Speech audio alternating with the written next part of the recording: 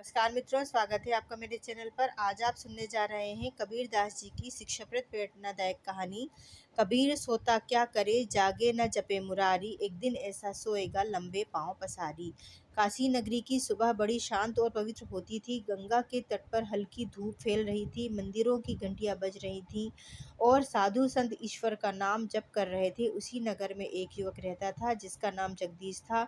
वह स्वस्थ, बलवान और बुद्धिमान था, लेकिन उसकी एक बहुत बड़ी कमजोरी थी, आलस्य। जगदीश को सोने की इतनी आदत थी कि वह सुबह देर तक सोता रहता।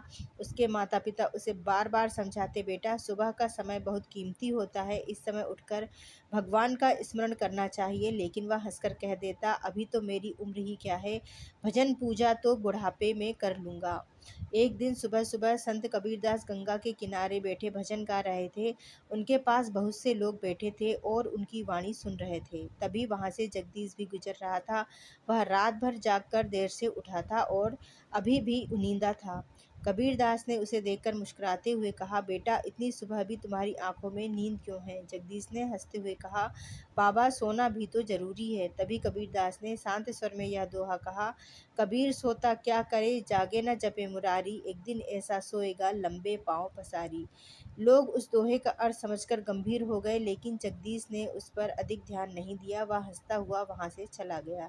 समय बीतता गया। कुछ दिनों बाद उसके जीवन में 4 ऐसी घटनाएं घटी जिन्होंने उसे इस दोहे का गहरा अर्थ समझा दिया। पहली घटना एक किसान की थी।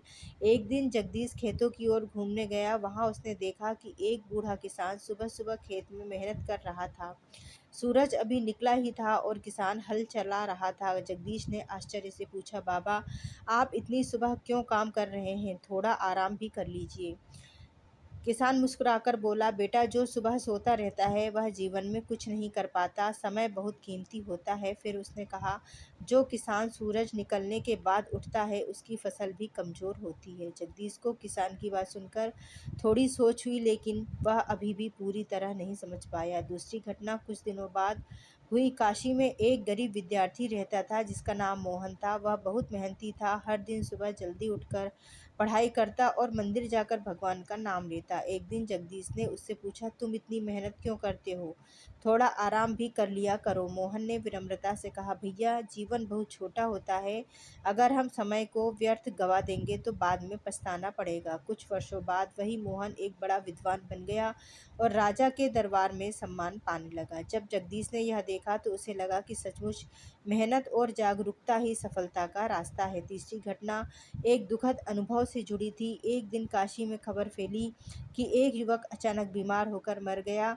वह युवक भी हमेशा यह कहता था कि अभी तो पूरी जिंदगी पड़ी है। जब लोग उसकी अर्थी लेकर जा रहे थे तो जगदीश भी वहां खड़ा था। उसने देखा कि लोग उसके शरीर को चिता पर रख रहे हैं और वह बिल्कुल शांत पड़ा है, जैसे गहरी नींद में सो रहा हो। उस समय उसे कबीरदास का दोहा याद आया, एक दिन ऐसा सोएगा लंबे पांव पसारी। उसके मन में पहली बार मृत्यु का विचार आया और वह गहरी सोच में पड़ गया। चौथी और सबसे महत्वपूर्ण घटना उसी शाम हुई। जगदीश गंगा के किनारे बैठा सोच रहा था, तभी वहां संत कबीरदास आए। उन्होंने देखा कि आज जगदीश का चेहरा गंभीर है। कबीर ने पूछा, क्या बात है बेटा, आज तुम इतने चिंतित क्यों हो? जगदीश ने विनम्र होकर कहा, बाबा आज मुझे आपके दोहे का अर्थ समझ में आने लगा है, जीवन सचमुच बहुत छोटा है। कबीरदास ने प्रेम से कहा, मनुष्य जीवन बहुत अनमोल है, इसे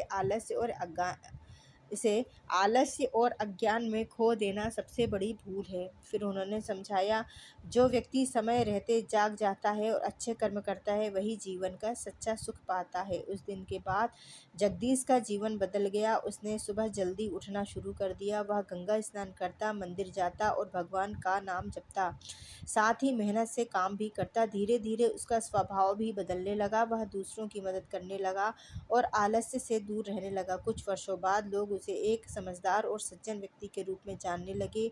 जब कोई युवक आलस्य करता तो वह उसे समझाते हुए कबीर का वही दोहा सुनाता, कबीर सोता क्या करे जागे न जपे मुरारी, एक दिन ऐसा सोएगा लंबे पांव पसारी। फिर वह मुस्कुराकर कहता, जीवन में सबसे बड़ा धन समय है, जो इसे समझ लेता है वही सच्चा सुख पाता है। इस प्रकार संत कबीरदास की यह वाणी आज भी हमें यही सिखाती है कि मनुष्य को आलस्य छोड़कर जागरूक होना चाहिए और अपने जीवन को अच्छे अच्छे कर्मों, भक्ति और परिश्रम में लगाना चाहिए, क्योंकि समय बीत जाने के बाद अवसर फिर कभी वापस नहीं आता।